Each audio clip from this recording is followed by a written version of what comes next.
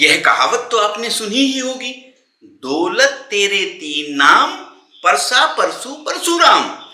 दोस्तों, वर्तमान समय के माहौल में आपकी धन दौलत, अमीरी गरीबी के आधार पर ही समाज में आपकी इज्जत का मूल्यांकन होता है।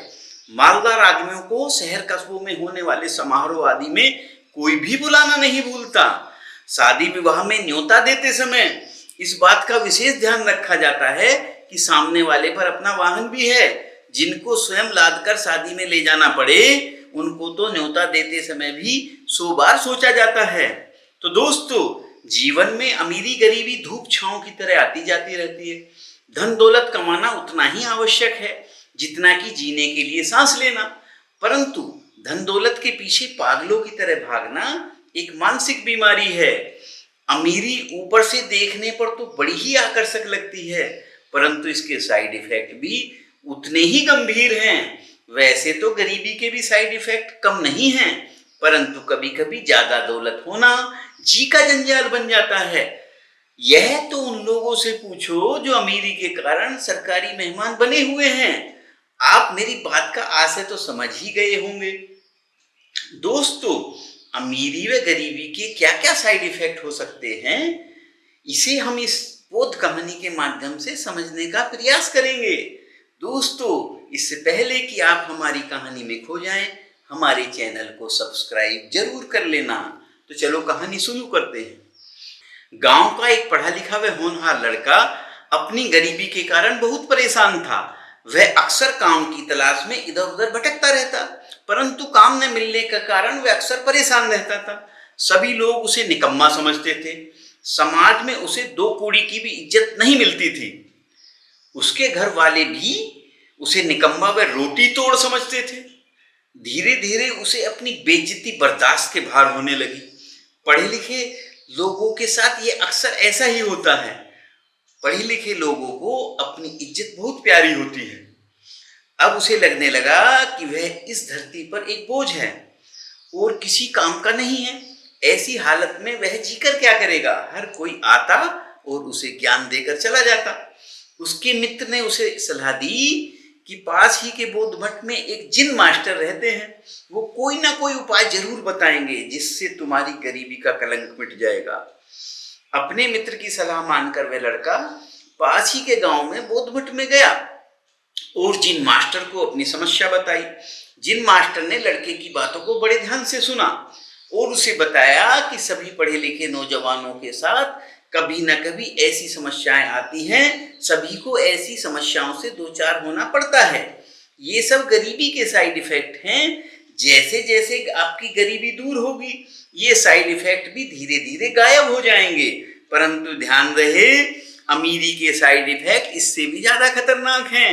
इसलिए धन दौलत कमाना तो ठीक है, परंतु अमीरी के चक्कर में ना पड़ना, वरना सरकारी मेहमान बनते देर नहीं लगेगी। इसलिए जाओ, नौकरी वोकरी के चक्कर को छोड़ो, कोई छोटा मोटा धंधा कर लो, परंतु याद रहे अमीरी की बीमारी ना पाल लेना।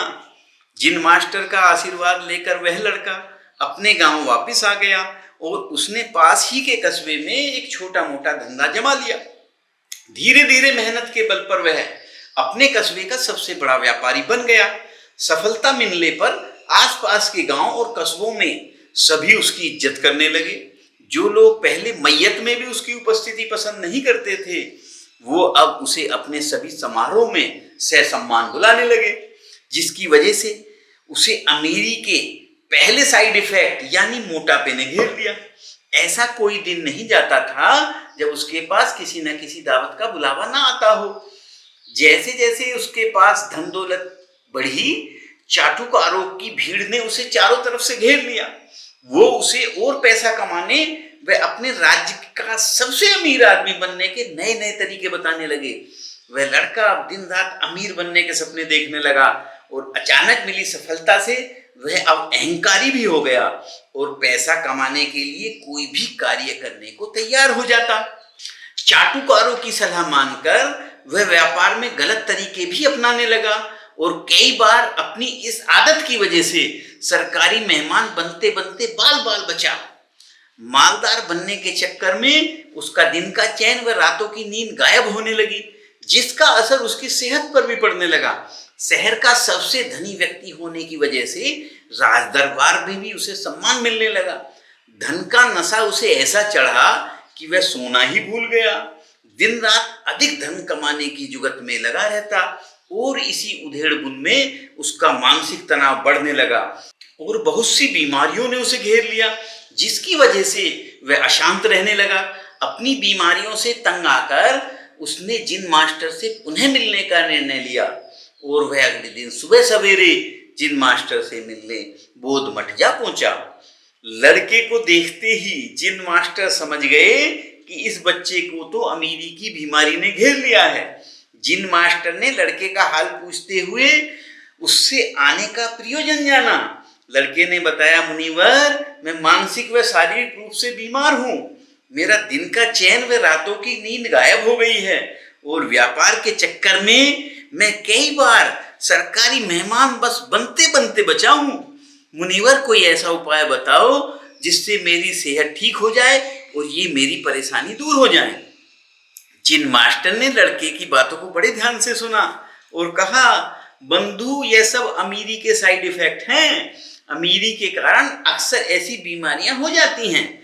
जैसे जैसे अमीरी गायब होगी ये सब बीमारियां स्वतः ही दूर हो जाएंगी। समय बीतता गया।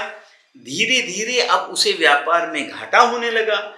खर्चे अधिक होने व आमदनी कम होने की वजह से उसकी सारी जमा पूंजी समाप्त हो गई। व्यापार में लगातार घाटा होने की वजह से उस पर कर्ज का बोझ बढ़ता ही चला गया, जिसके चुकाने के चक्कर में उसकी पुश्तैनी संपत्ति भी बिक गई। अब तो राज दरबार में भी उसे कोई नहीं बुलाता। जो मित्र नाते रिश्तेदार उसे सदैव घेरे रहते, वो तो ऐसे गायब हो गए जैसे गधे के सिर से सींग। चाटुकारों की फौज जो सदैव उसके इर्द गिर्द मंडराती रहती, अब वह अचानक ही विलुप्त हो गई। जो लोग पहले उसे अपने विवाह आदि समारोह में बुलाना अपनी शान समझते थे, अब उन्हें मैयत में भी उसकी उपस्थिति अखरने लगी। संकट की इस घड़ी में सहायता करना तो दूर, सबने अपना उधार मांगना शुरू कर दिया। अब वह पुनः अकेला हो गया। उसे लगने लगा कि अब मृत्यु ही एकमात्र सहारा है। उसने पुनः जिन मास्टर से मिलने का निर्णय किया और वो अगले दिन सुबह सवेरे ही जिन मास्टर से मिलने बोध मठ पहुंच गया और अपना दुखड़ा रोया।